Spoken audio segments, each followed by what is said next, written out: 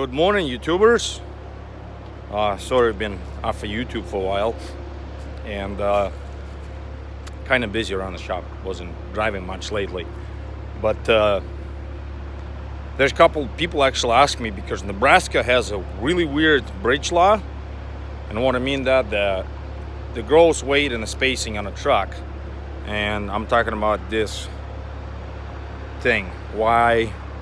I had a couple people ask me why is in Nebraska between the back and that such a big spacing. Well, that considers a bridge law. So they take the gross amount of vehicle weight, which this thing is capable of hauling 95,000 pounds. You can register 94, but they give you 1,000 pounds lead weight, especially on the rock truck. That's what the rock truck looks like. So if you haul 95,000 pounds on this thing, for the example, they give you got to be certain length. It's actually not that long. It's only like a 59 feet long overall length, but since it's such a big gap, that's what it looks like.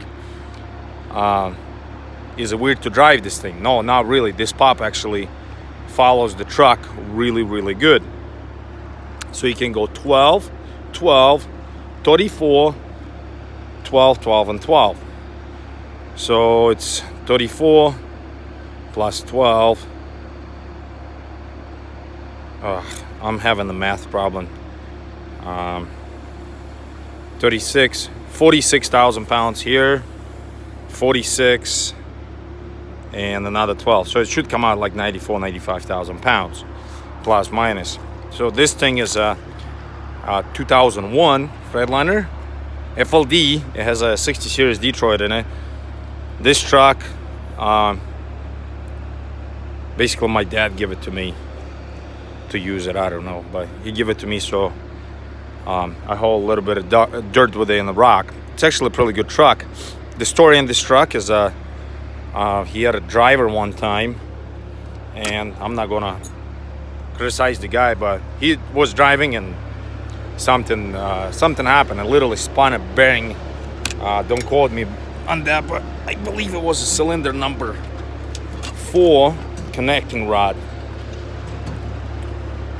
So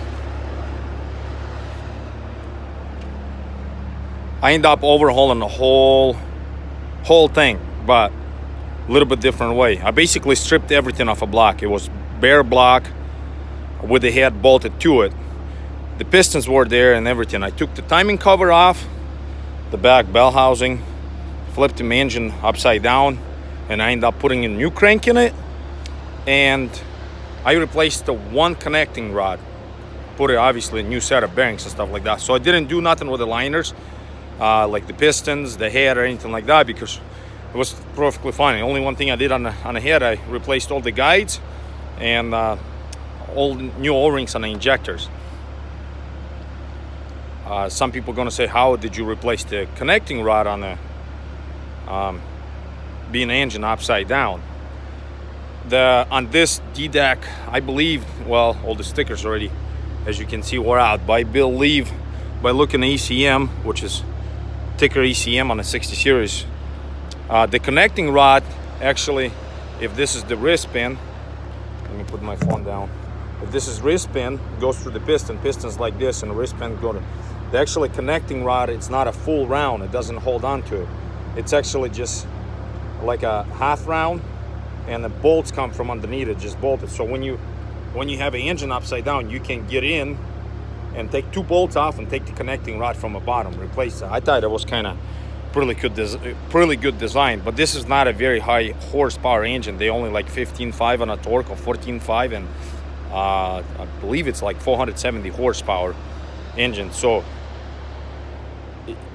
and this motor does not have injector squirters, not injectors, oil squirters for the piston. So it's like I said, it's a lower horsepower engine, but it does the job.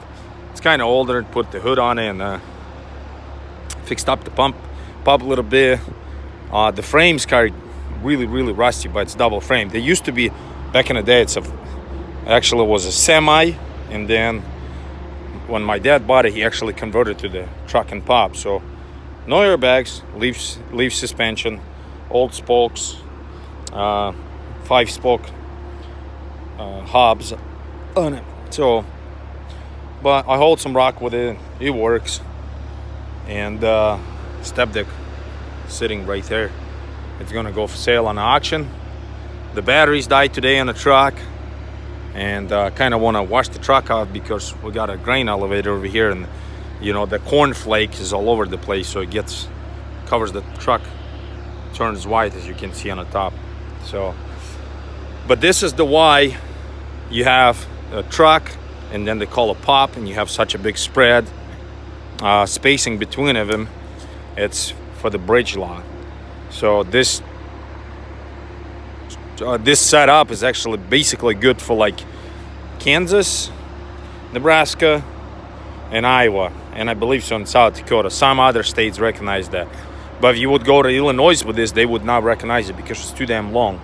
So they don't want to distribute it way that much. So I wish all the states get in on the one page and kind of do the one united kind of weight distributing bridge law, but they don't. So thanks for watching.